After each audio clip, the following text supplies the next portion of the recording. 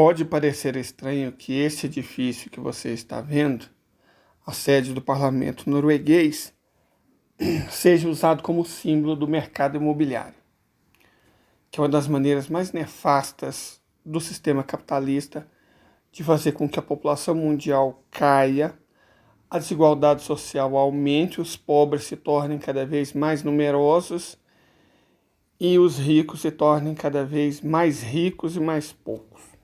Mas por que o parlamento norueguês? Porque é ele que brinda os eleitos pela necessidade dos Estados Unidos com um prêmio escroto chamado Nobel da Paz. O Nobel da Paz já há algumas décadas tem sido utilizado para premiar dissidentes, que é a profissão mais bem paga do Ocidente. É um tipo de traidor miserável de países inimigos dos Estados Unidos. Então, ele premia iranianos, premia árabes, premia chineses, premia norte-coreanos, premia russos, premia africanos, premia normalmente pessoas que incomodam países que incomodam os Estados Unidos, compreenderam? Mas ele não faz só isso. Ele ajuda muito a geopolítica dos Estados Unidos. Por exemplo, quando os Estados Unidos perderam a guerra do Vietnã, deram o Nobel da Paz para o carniceiro do Kissinger, que o demônio tenha. Por quê? Para dar a impressão que o que houve foi paz. O Kissinger negociou a paz com o Vietcong. É bem mais bonito do que foi derrotado e escorraçado. Certo? Deu o Nobel da Paz para o Al Gore, porque teve eleição roubada e ele ganhou esse prêmio de consolação por ter feito um PowerPoint. O caso mais escroto dessa premiação não é o do Kissinger, não é o do Al Gore, não, é do Obama. Por que ele ganhou o Nobel da Paz? Por ter vencido as eleições dos Estados Unidos sendo preto? Por isso? Esse foi o motivo? O Obama, no governo dele e da Hillary, né? Eles destruíram a Líbia, o Afeganistão, o Iêmen, a Síria e o Iraque. Ele teve envolvido em 5 guerras. Milhões de pessoas foram desvividas no governo Obama. Ele foi um carniceiro, muito maior que qualquer um dos Bush. Mas ele fez outra coisa. No governo dele, estourou a crise imobiliária, né? Uma das maiores crises do sistema capitalista nos últimos anos, 2007, 2008. Sabe o que o Obama fez? Socorreu as empresas, os bancos, as financeiras e deixou a população se lascar. As pessoas perderam tudo, mas mantiveram a dívida. O Obama indenizava as empresas pelos erros que elas cometeram. O Obama repôs o prejuízo dos especuladores e deixou os donos, né, os proprietários na mão. Uau! Então, o presidente Obama indenizou as empresas pelos prejuízos que elas tiverem por terem sido irresponsáveis, mas mesmo assim, as pessoas foram expulsas das casas. Já os bancos, as financeiras que foram responsáveis foram socorridos com dinheiro público. O democrata típico. Esse mapa mostra a quantidade de pessoas que estão em situação de rua, sem teto, nos Estados Unidos. Quase 100 mil no estado de Nova York e mais de 150 mil no estado da Califórnia, os estados mais democratas dos Estados Unidos da América. Leider, mas o mercado imobiliário não existiu desde sempre? Por que você fala que ele é uma criação perversa do capitalismo? Porque é. O que existiu desde sempre era a indústria da construção civil. José, pai de Jesus, por exemplo, fazia parte dela. Ele era carpinteiro, próprio Jesus. Carpinteiro, pedreiro. Sempre existiram essas profissões. O novo é o mercado imobiliário. Ele é uma criação do capitalismo. Nós sabemos que o capitalismo ele vive da dívida. Ele precisa que os outros façam dívida. Ele explora mais-valia, esse ponto foi muito bem tratado por Marx, mas o capital financeiro em particular, ele não extrai mais-valia. Certo? Então o que ele faz? A dívida. Ele precisa da dívida, o capital financeiro precisa da dívida. E o mercado imobiliário é uma forma de você conseguir isso, porque as pessoas precisam morar.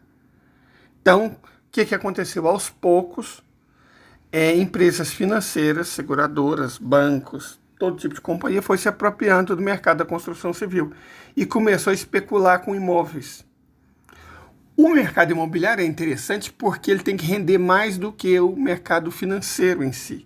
Se o mercado financeiro já é um parasita que extrai a grana, o sobrelucro de empresários, comerciantes, agricultores, todo tipo de gente, é um parasita da economia, o mercado imobiliário é o parasita do parasita. O mercado imobiliário é a pulga que só é encontrada no pescoço de morcego, certo? Esse é o mercado imobiliário.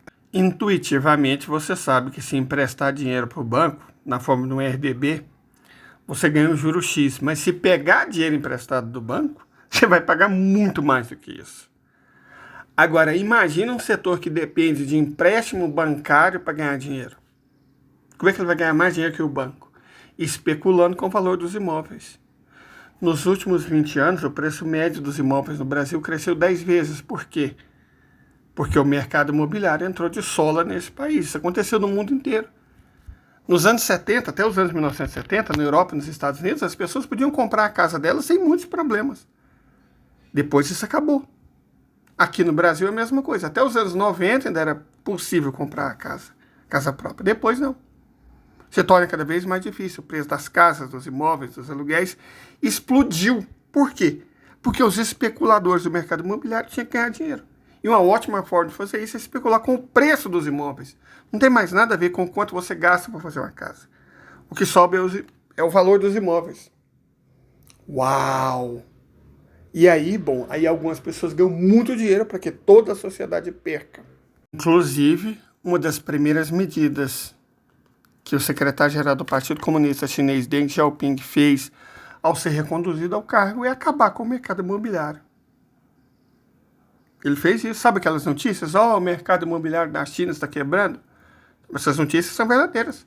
O Deng Xiaoping está realmente acabando com o mercado imobiliário chinês. Porque ele percebeu que é um setor parasita.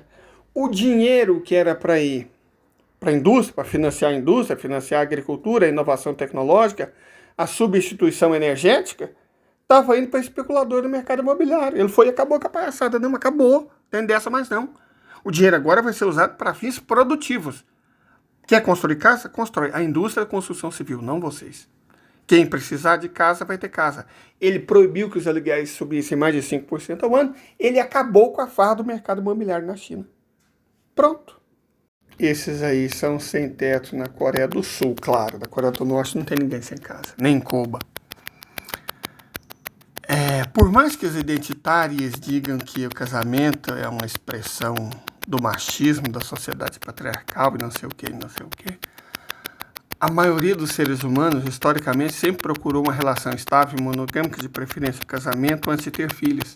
Então, se você dificulta enormemente as pessoas terem a própria casa, elas vão se casar cada vez mais tarde. Ou não vão se casar. Ao fazerem isso, bom, elas vão ter filhos. Certo? E se elas morarem sozinhas, melhor ainda para o mercado imobiliário. Porque imagina duas pessoas, se elas se casam, é uma única casa.